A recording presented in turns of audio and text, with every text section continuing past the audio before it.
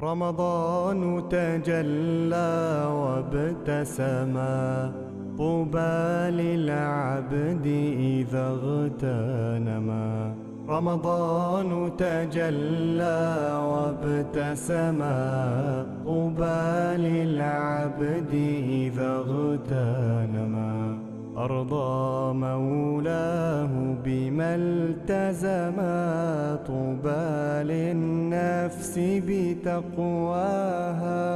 رمضان زمان الحسنات، رمضان زمان البركات، رمضان زمان الحسنات، رمضان زمان البركات. رمضان مجال الصلوات تسمو